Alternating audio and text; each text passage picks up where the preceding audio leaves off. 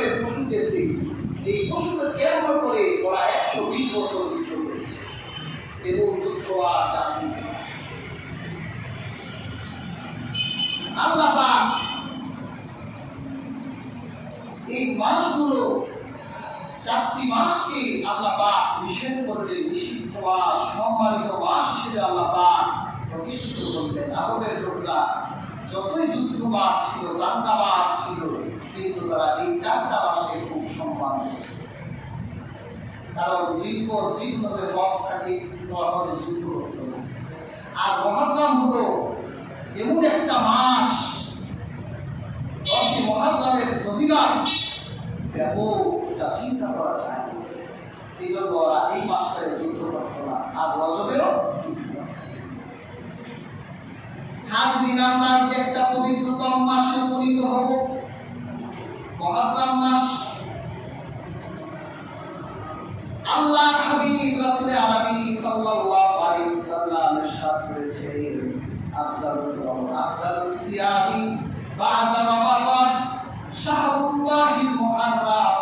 আল্লাহ হাবিব বলেছেন, রমজান মাসের পরে সবচেয়ে দামি রোজা, উত্তম রোজা হলো মুহররম মাসের রোজা। সুবহানাল্লাহ। আপনি যে রমজানের রোজা রাখেন, রমজানের রোজার যত গুরুত্ব আছে, তারপরে গুরুত্বর দিক থেকে সবচেয়ে গুরুত্বপূর্ণ রোজা হলো মুহররম মাসের রোজা। এই হাদিসে রাসূলুল্লাহ মুহররম মাসকে আল্লাহর মাস বলেছেন, শাহরুল্লাহিল মুহাররম বলেছেন। সুবহানাল্লাহ। প্রিয় হাজিরিন, আল্লাহ হাবিব রাসূল করিম সাল্লাল্লাহু আলাইহি ওয়াসাল্লাম হিজরত করে যখন মক্কা থেকে মদিনায় গেলেন, আল্লাহ হাবিব দেখলেন মদিনার ইহুদিরা 10 তারিখে রোজা রাখে। আল্লাহ হাবিব তাদেরকে জিজ্ঞেস করলেন, মা হাযা ইয়াউম, আজকে তোমরা রোজা রাখো কেন? তখন ইহুদিরা বলল, আজকে এমন এক মহান দিন, যেই দিন আল্লাহ পাক ইসরাঈলকে স্বাধীনতা দিয়েছেন। আর হযরত মুসা আলাইহিস সালাম স্বাধীনতা উদযাপনের জন্য রোজা রেখেছিলেন। এই জন্য 10 তারিখে আমরা রোজা রাখি। ইসরাঈলেরা শত শত বছর মিশরে কিপ্তিদের গোলামি করেছে, ফেরাউনদের গোলামি করত। তাদের পুরুষগুলো, ইসরাঈলদের পুরুষগুলো ফেরাউনদের বংশের বাড়ি রাখালির কাজ করত। তাদেরকে শিক্ষা দীক্ষা দেওয়া হতো না। সারাদিন মাঠ ঘাট পশু এর পিছনে পুরুষদেরকে জেলাই দিত, তোমরা কাজ করতে। আর তাদের নারীগুলোকে পারিবারিক কাজে ব্যবহার করত, দাসী দিত।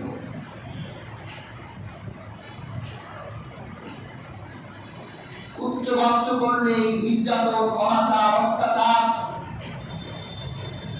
মুসা আলাইহিস সালাম এর প্রতিবাদে একবার করছিলেন।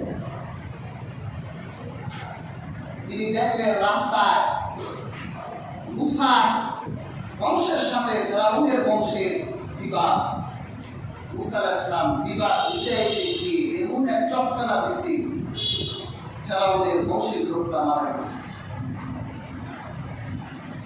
ফেরাউন মুসা আলাইহিস সালামকে হত্যার নির্দেশ দিলে মুসা আলাইহিস সালাম মিশর ছেড়ে তিনি মাদায়েনে চলে গেলেন। অনেক বর্ণনায় আসছে তিনি মাদায়েনে দীর্ঘ 45 বছর ছিলেন। সেখানে বিয়ে করলেন। অনেকদিন পর মুসা আলাইহিস সালামের ভিতর তার দেশে ভালোবাসা প্রভাবিত হল। মায়ের কথা মনে পড়ল, বোনদের কথা মনে পড়ল, ভাই ভাবিদের কথা মনে পড়তে লাগলো। মুসা আলাইহিস সালাম তার শ্বশুর নবী শুআয়ব আলাইহিস সালামকে বলল যে, আব্বা, আমি একটু আমার মাতৃভূমি মিশর যেতে চাই। শুআয়ব আলাইহিস সালাম বলল, ঠিক আছে, তুমি যাও। তখন আপনারা জানেন মুসা মুসা আলাইহিস সালাম রাতের বেলা, ওই দিন রাতের বেলা মুসা আলাইহিস সালাম নবী হয়ে গেলেন। তিনি পাহাড়ে গিয়েছিলেন আগুন আনতে, স্ত্রী প্রসব বেদনা, বাচ্চা হবে, আরো লাগবে। মুসা আলাইহিস সালাম আগুন আনতে গিয়ে দেখেন একটা গাছে আগুন। তিনি যখন ওই আগুনের কাছে গেলেন, তিনি দেখলেন আরাস্তুনারা, আগুন প্রজ্বলিত হচ্ছে। আগুন ধরতে গেলেন, আগুনের ভিতর থেকে আওয়াজ আসলো, মুসা আমি আগুন না, আমি তোমার রব আল্লাহ। যাও, তুমি নবী হয়ে গেছো। ইযহাব ইলা ফিরআউন ইন্নাহু তাগা, ফিরআউনের কাছে যাও, ও তো সীমানার বাইরে চলে গেছে। ইয়া হাজিরিন, মুসা আলাইহিস সালাম গেলেন, গিয়ে দেখলেন তার কওমের প্রতি ফিরআউনের অত্যাচার এখনো কমে নাই। তার কওমের পুরুষদের রাখালের কাজ করায়, শিক্ষা দীক্ষা দিতে দেয় না। আর তার নারীদেরকে বাড়ি ঘরের কাজ দাসীর মতো কাজ করায়। হযরত মুসা আলাইহিস সালাম নিজের কওমের এই অবস্থা দেখে মনের ভিতর কষ্ট পেতে লাগলেন। আল্লাহর কাছে ফরিয়াদ করতে লাগলেন, হে আল্লাহ, এই পরাধীনতার ভিতরে কিভাবে বেঁচে থাকা যায়? আমাকে নাজাত দেন, আমার কওমের মানুষদেরকে নাজাত দেন। আল্লাহ পাক হযরত মুসা আলাইহিস সালামকে বলল, ঠিক আছে, তুমি তোমার কওমের মানুষদেরকে রাতের বেলায় উদ্ধৃত করো, আর মিশর ছেড়ে রাতের বেলা আমার নির্দেশে লোহিত সাগর পার হয়ে তিহি প্রান্তরের দিকে রওনা হয়ে যাও।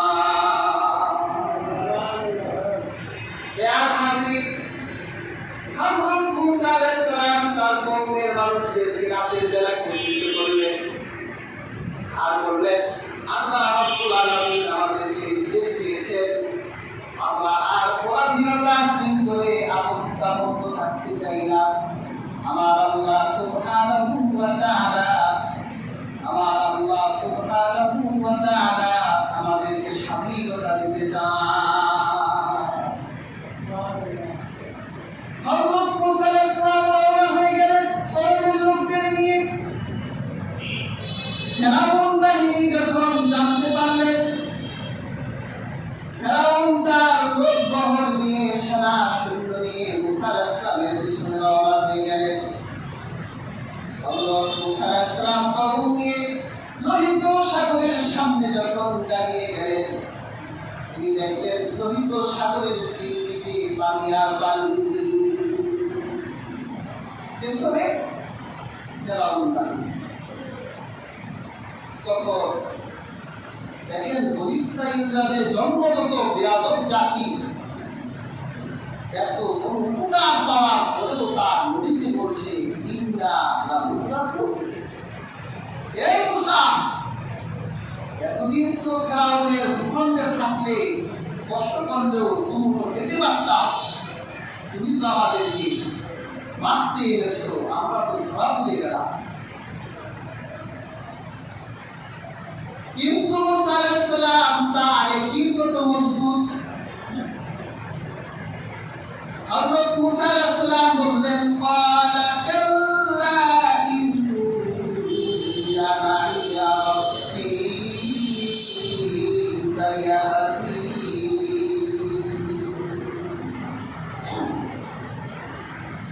মুসা আলাইহিস সালাম বলল, no, with me is my Allah. Indeed, He will guide me. বললেন যে না, আল্লাহ আমার সাথে আছে, তিনি আমাকে পথ দেখাবেন। এরকম মজবুত ইমান থাকা দরকার।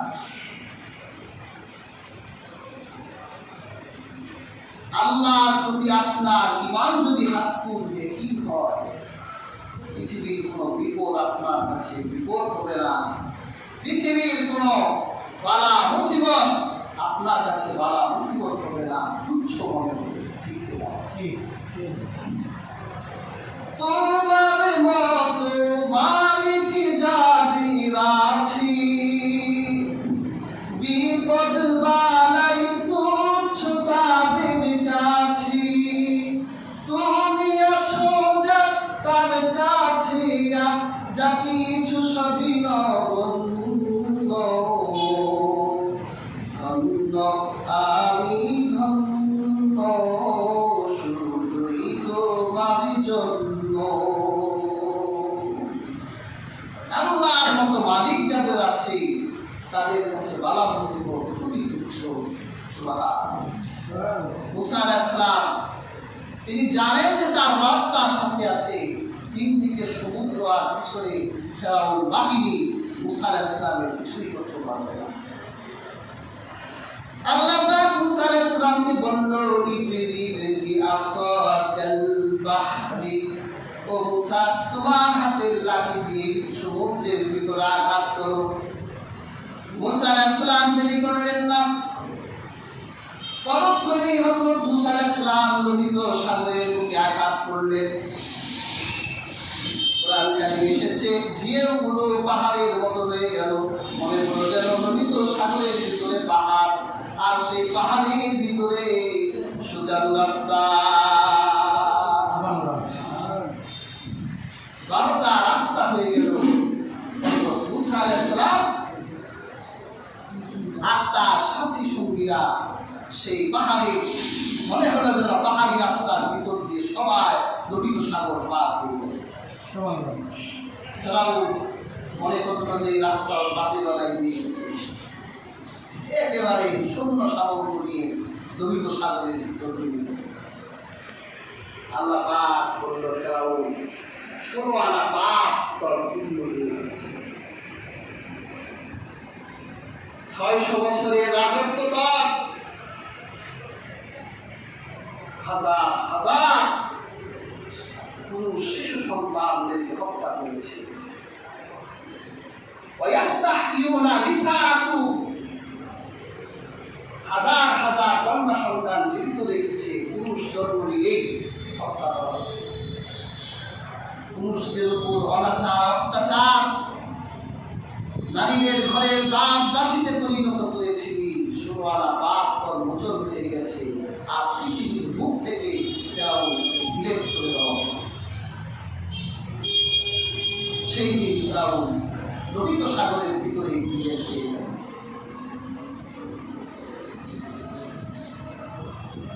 আল্লাহ পাক কোরআনে ঘোষণা দিয়েছেন যে তোর দেহটাকে আমি সংরক্ষিত রেখে দিব লোহিত সাগরের বুকে। 3116 বছর পর্যন্ত সেই লোহিত সাগরের বুকে ফেরাউন ছিল। 3116 বছর পর ফেরাউন আবিষ্কৃত হলো। গবেষকরা গবেষণা করে দেখলো, জীবতত্ত্ববিদরা দেখলো যে এর দেহটা হাড্ডি একেবারে অক্ষত অবস্থায় আছে। দেখেছেন কি? আল্লাহ রেখেছেন কেন? এই যে পৃথিবীতে শত শত হাজার হাজার বছরে আরো জালেমরা জন্মগ্রহণ করবে, ফেরাউনের উত্তরসূরিরা আসবে, যারা অন্যায়ভাবে মানুষকে হত্যা করে, ডানপন্থী মানুষদের হত্যা করে জুলুমের রাজত্ব বাস্তবায়িত করবে।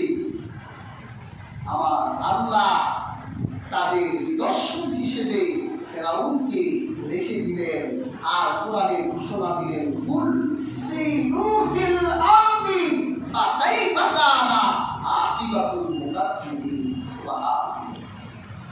হে বিশ্বাসীরা, পৃথিবী ঘোরো আর মিথ্যারোপকারী জালেমদের পরিণতি দেখো।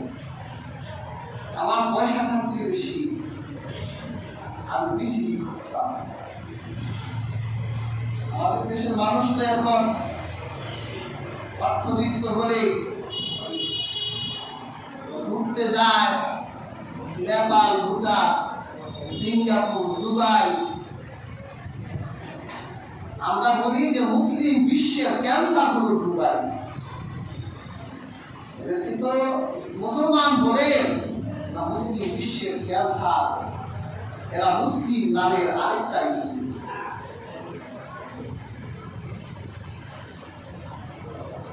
এই যে আমরা একটু পয়সা হলে এই আলতু ফালতু দেশগুলি পয়সা আছে আল্লাহ নিদর্শন দেখার জন্য। আল্লাহ কত নিদর্শন যে রেখে দিয়েছে আপনার পৃথিবী ঘুরে, এই নিদর্শনগুলো দেখে আপনার ঈমান দৃঢ় হবে, এটি শক্ত হবে, আল্লাহকে বুঝি আপনি চিনতে পারবেন।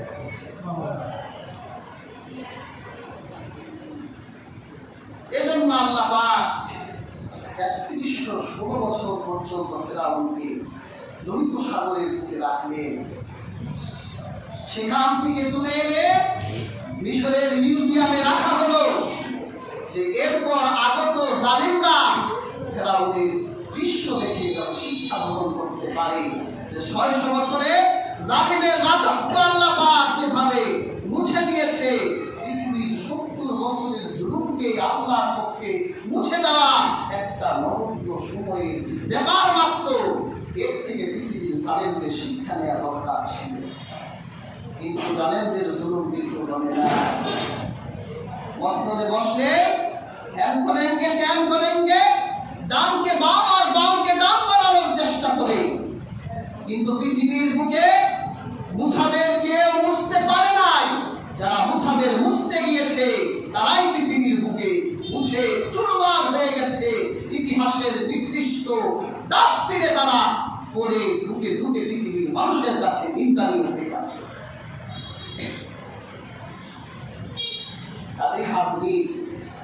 একটু অর্থবিত্ত হলে, একটু ক্ষমতা আসলে জুলুম করিলেন না, ধরা জ্ঞান সরা করিলেন না। আপনার মতো হাজার হাজার জালিমের কবর রাহে আছে, তাকায় দেখেন তাদের কবরে তাতে সাপ করে, তারা আবার ক্ষমতা রাখে। জালিমের জুলুম একদিন থমকে যাবে, চড়ে অর্থন। আল্লাহ পাক মুসা আলাইহিস সালামকে মুক্তি দিলেন। তিহি পাহাড়ে, তিহি ময়দানে আল্লাহ পাক এমন এক সাহায্য মুসা পেলেন, এই সাহায্য তো পাওয়ার কথা ছিল না। আমার আল্লাহ এমন এক সাহায্য করলেন, লক্ষ লক্ষ মানুষকে আল্লাহ পাক এই লোহিত সাগরের বুক থেকে মুক্ত করলেন। হযরত মুসা আলাইহিস সালাম আল্লাহর কুদরতের পায়ে সিজদা দিলেন আর বনী ইসরাঈলকে বললেন যে আমরা স্বাধীনতা পালন করব রোজা উদযাপন করে। হযরত মুসা আলাইহিস সালাম মহররমের 10 তারিখে মুক্ত হয়েছিলেন। 10 তারিখে রোজা রাখতেন। আল্লাহর হাবিব যখন মদিনার ইহুদিদের কাছে শুনলেন মুসা আলাইহিস সালাম 10 তারিখে রোজা রেখেছেন, যে আল্লাহ পাক এই দিন হযরত মুসাদের স্বাধীনতা দিয়েছেন, এই জন্য তখন রাসূলুল্লাহ বললেন আমি তো মুসা খোদার বেশি, মুসা আমার ভাই, আমি নবী, মুসা একজন নবী, মুসা আমার ভাই। আল্লাহ হাবিব বলল ঠিক আছে, আমরা রোজা রাখবো। তখন আল্লাহ হাবিবের সাহাবায়ে কেরাম বলল ইয়া রাসূলুল্লাহ আপনি তো কোনো কাজে ইহুদিদের সাথে সাদৃশ্য রাখেন না। তখন আল্লাহ হাবিব করেছিল আল্লাহ পাক যদি আমাকে আগামী বছর জীবিত রাখে লা সুবহানাল্লাহ কাছে, তাহলে 9 তারিখে একটা রোজা রাখবো। এটা অন্য বর্ণনায় 11 তারিখে রোজার ব্যাপারেও হাদিস আছে। তাহলে আল্লাহ হাবিব মুহররমের যে 10 তারিখে রোজা রেখেছেন, এই রোজা একটা না, রোজা দুইটা। আল্লাহ হাবিব বলেন যে ব্যক্তি 9, 10 অথবা 10, 11 তারিখে রোজা রাখবে, আমার আল্লাহ রব্বুল আলামিন তাকে বিগত 1 বছরের গুনাহ মাফ করে দিবে। সুবহানাল্লাহ। তাহলে হাজিরিন আমরা আমল করতে পারি, স্বাধীনতা আমল হলো রোজা রাখা। আমরা তো স্বাধীনতা পেয়েছি, আশ্চর্য হবে পৃথিবীর আমরা একটা জাতি মাত্র 9 মাসে আমরা স্বাধীনতা ছিনিয়ে পেয়েছি। বাবা আফগানিস্তানে তাকান, 1/2 শতাধিক বছর হয়ে গেছে, তারপর তাদের স্বাধীনতার সূর্য উঠে না। ফিলিস্তিনের দিকে তাকান, এখনো স্বাধীনতা পায় নাই। শিশুর রক্ত ঝরছে, নারীর রক্ত ঝরছে, যুবক ছেলেদের রক্ত ঝরছে, কিন্তু এখনো আরশে আজিম থেকে স্বাধীনতার ফয়সালা হয়ে গেছে। কিন্তু আল্লাহ পাক আমাদের জন্য কি ইহসান করলেন, মাত্র 9 মাসে আল্লাহ পাক আমাদের স্বাধীনতা দিলেন। আমরা এই স্বাধীনতা পাওয়ার পর এই যে যারা রক্ত দিল তাদের জন্য কি করলাম? সকালে উঠলেই একটু গান বাজনা হয়, শহীদ মিনারে ফুল অর্পণ হয়। আমি লক্ষ্য করে দেখেছি আমাদের ছোট ছোট শিশুদেরকে এই মিনার পূজায় লিপ্ত করানো হচ্ছে। 100% ভালোবাসা আমার দেশের প্রতি আছে, স্বাধীনতা যোদ্ধাদের প্রতি আছে, কিন্তু আমার রক্ত দেওয়া যোদ্ধা আমাদের কর্মকাণ্ডের জন্য অপমানিত হোক, এটা আমরা কখনো চাই না।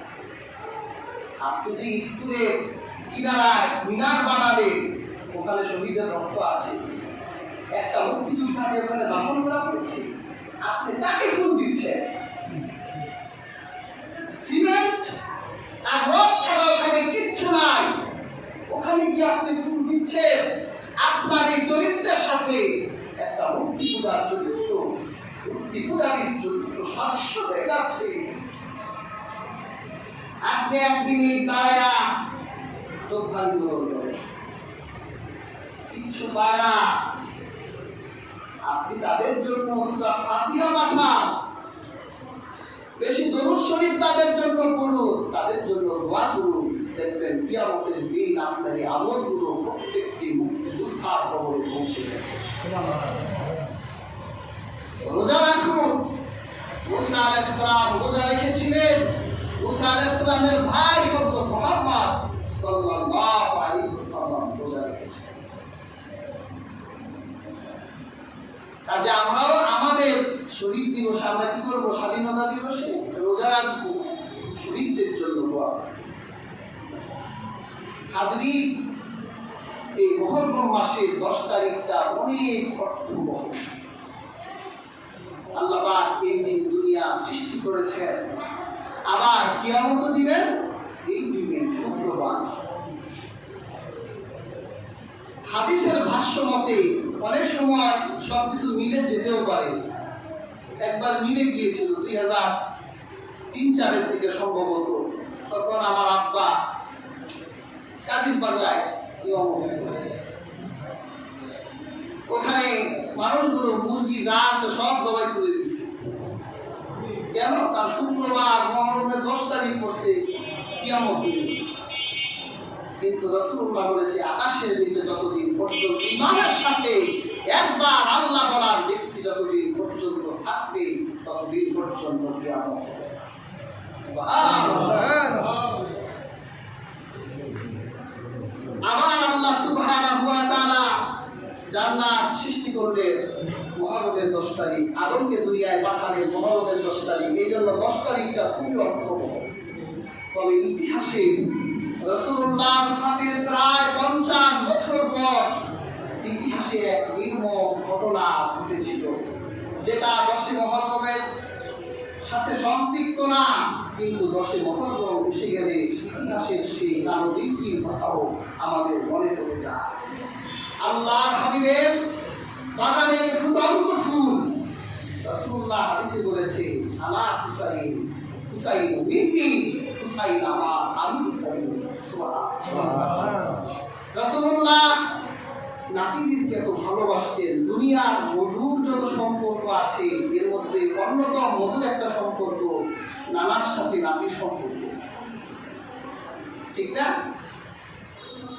রাসূলুল্লাহ যখন বাজারে যেতেন, বাজার থেকে ফেরার সময় নাতিদের কথা মনে পড়লে নাতিদের জন্য কিছু নিয়ে আসতেন। একবার রাসূলুল্লাহ ফাতেমার বাড়ির উঠানে দাঁড়িয়ে ডাক দিচ্ছেন, আইনা লুকা, আইনা লুকা, এই বাড়িতে কোনো খোকা আছো? খোকা। দরজাটা খুলেই ইমাম হাসান দৌড়তে রাসূলুল্লাহ বুকের উপর দৌড়ে গিয়ে ছাপতে রাসূলুল্লাহ চুমা দিলেন, সাহাবীদেরকে বলল, তোমরা এই শিশুটিকে দেখো। আকাশে হাত তুলে দোয়া করলেন, হে আল্লাহ, আমি মুহাম্মদ সাল্লাল্লাহু আলাইহি ওয়াসাল্লাম এই শিশুটিকে ভালোবাসি, তোমরাও এই শিশুটিকে ভালোবাসো। যে এই শিশুটিকে ভালোবাসবে তাকে আল্লাহ ভালোবাসবে। সুবহানাল্লাহ। তাহলে হাসানকে ভালোবাসবে আল্লাহ, যে ভালোবাসবে তাকে আল্লাহ ভালোবাসবে। যে হুসাইনকে ভালোবাসবে আল্লাহ তাকে ভালোবাসবে।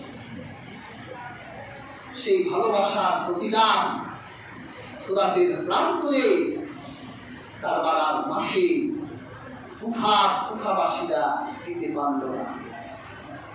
শত শত চিঠি পাঠিয়েছিল, আপনি আসেন আসেন আসেন। তিনি তো গেলেন। হাজিরিন, কি হৃদয় বিদারক ঘটনা আমি সামনের সপ্তাহে আলোচনা করব। যখন যুদ্ধ বেজে গেল, দুইটা দল দুই পাশে দাঁড়িয়ে আছে, তখন ইমাম হোসেন দেখলেন কুফার যে জনগণরা চিঠি লিখেছিল দর্শকের ভূমিকায় সবাই দাঁড়িয়ে আছে মাঠের বাইরে। তখন ইমাম হোসেন চিঠি বের করে নাম ধরে বলল, হেরে অমুক, তুই আমাকে চিঠি লিখেছিলি না, আপনি কুফায় আসে, আগে আমাদের জীবন দিতে হবে, তুই ওখানে দাঁড়িয়ে আছিস, আজ দর্শকের ভূমিকা পালন করছিস,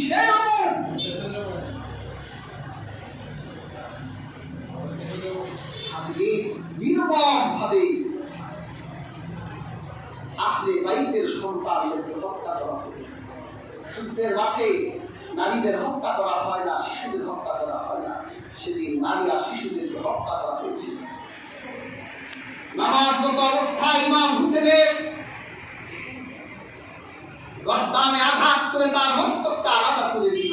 তাদের কাছে কি হাদিস পৌঁছায় নাই যে শিশুটিকে যে ভালোবাসবে তাকে আল্লাহ ভালোবাসবে? তারা জানতো না। তারপরে সেই দেহটা উঠলে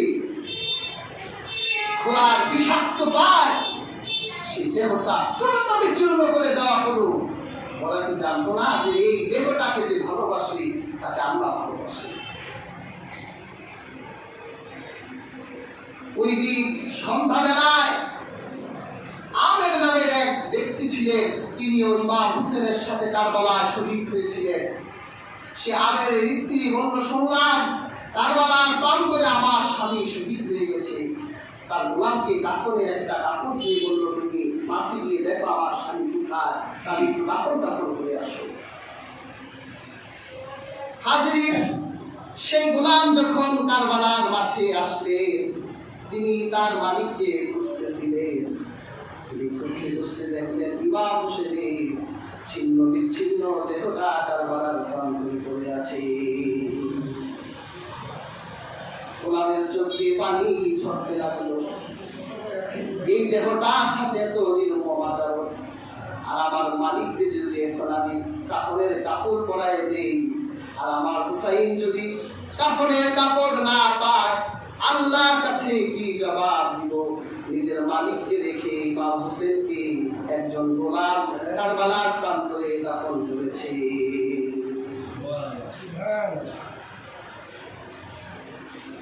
মাথাটা কি আচরণ করা হয় ওবাইদুল্লাহ বিন জিয়াদ, ঠোঁটের উপরে সহিহ হাদিস, ঠোঁটটার উপর আঘাত করছে। রাসূলুল্লাহ সাহাবী হযরত আনাস সেখানে দাঁড়ায় বলল, থামো, বেয়াদবি করছো। আমি অসংখ্যবার দেখেছি আল্লাহ হাবিবের ঠোঁটটার ভিতরে চুমু দিয়েছে। কোথায় ভালোবাসা? মুখের ভালোবাসা ভালোবাসা না, হৃদয় দিয়ে ভালোবাসতে হয়। আশিকরাও ছিল, এটাই শেষ কথা বলছি। আশিকও ছিল। হেজাজের বাজারে এক আশিকা ছিল। যখন ইমাম হোসেনের মাথাটা ইয়াজিদের দরবারে পাঠাবে, তখন সেই ইমাম হোসেনের পরিবারে তার স্ত্রী জীবিত ছিলেন, ইমাম হোসেনের বোন জয়নাব জীবিত ছিলেন, একটা পুরুষ জয়নুল আবিদিন জীবিত ছিলেন। এই কয়েকজনকে দিয়ে হেজাজ দিয়ে তাদেরকে দামেস্কে পাঠানো হলো। হেজাজের বাজারে এক নারী, মদিনার মানুষ যদি শুনতো যে বাজারে ঢুকেছি, ওই মদিনার মানুষদেরকে খাওয়াবো। যখন শুনবো যে এক মদিনার একটা কাফেলা হেজাজের বাজারে আসছে, অনেক রান্না করে সেই কাফেলার কাছে গিয়ে বলল আপনারা খান, তখন ইমাম হোসেনের মনের চোখ দিয়ে পানি ঝরে পড়েছিল আর বলেছিল আমাদের সাথে এমন নির্মম নির্যাতন হয়েছে, এই রাস্তা দিয়ে আমরা এসেছি, আমাদের একটু খাবার তারা খেতে দেয় না। বল তুমি কে যে আমাদের এই হেজাজের বাজারে মেহমানদারি করবে? তখন সেই নারী বলেছিল আমি মদিনার রাসূলুল্লাহর কন্যা ফাতেমার ঘরের দাসী ছিলাম। আমার যখন বিয়ের বয়স হয়ে গিয়েছিল তখন ফাতেমা আমাকে বিয়ে দিয়ে দিলেন এই হেজাজের এক ব্যবসায়ীর সাথে। সেদিন আমার এত কষ্ট লেগেছিল, আহলে বাইতদেরকে ছেড়ে, মদিনা ছেড়ে, রাসূলুল্লাহর রওজা ছেড়ে আমি হেজাজ চলে যাচ্ছি। আমি আল্লাহর কাছে দোয়া করতাম, আল্লাহ মৃত্যুর আগে একবার হলেও আহলে বাইতের সাথে আমার একটা দিদার দেখাই দিও, তাদের মুখে আমি যাতে একটু খুরমা খেজুর খাওয়াই দিতে পারি, এই দোয়া আমি আল্লাহর কাছে করতাম। এই জন্য আমি মদিনার মানুষ পেলে মেহমানদারি করি। তখন জয়নব বলল, তুমি যে ফাতেমার ঘরের দাসী ছিলা, তুমি কি জয়নবকে ছিল? হ্যাঁ, তখন ফাতেমার মেয়ে ছিল জয়নব, খুব ছোট দেখেছি। তুমি কি হাসান হুসাইনকে চেনো? আরে আমি তো হাসান আর হুসাইনকে কত তুলে নিয়েছি, যা বর্ণনা করে শেষ করা যায় না। তুমি কি তোমার সেই হুসাইনকে দেখতে চাও? হ্যাঁ, আমি হুসাইনকে তো দেখতেই চাই, আমি তো আল্লাহর কাছে সেই ফরিয়াদ করি। তখন কাটা মাথাটা তুলে হাতে ইশারা করে বলেছিল, ওই যে তোমার ইমাম হোসেন, এরকম ভাবে শহীদ করে তার মাথাটা দামেস্কে পাঠানো হচ্ছে, ওই যে তোমার সেই ইমাম হোসেন। আমি হলাম ফাতেমার কন্যা যায়নাব, এই হলো ইমাম হোসেন। আশি করছিল, কিন্তু ভালোবাসা মুখ দিয়ে প্রকাশ করার বিষয় নয়, মাঠে ভালোবাসা দেখাতে হয়। রাসূলুল্লাহ বাগানের ফুলগুলো এভাবেই ধ্বংস করে দেওয়া হয়েছিল হাসিদি। আমরা সে আলোচনা আগামী জুমাগুলোতে ডিটেইলস ইনশাআল্লাহ করব। আল্লাহ সুবহানাহু ওয়া তাআলা আমাদের প্রত্যেককে মুহাররমের ফজিলত এবং এর আমলগুলো করার তৌফিক দান করুন। যারা সুন্নাত করেননি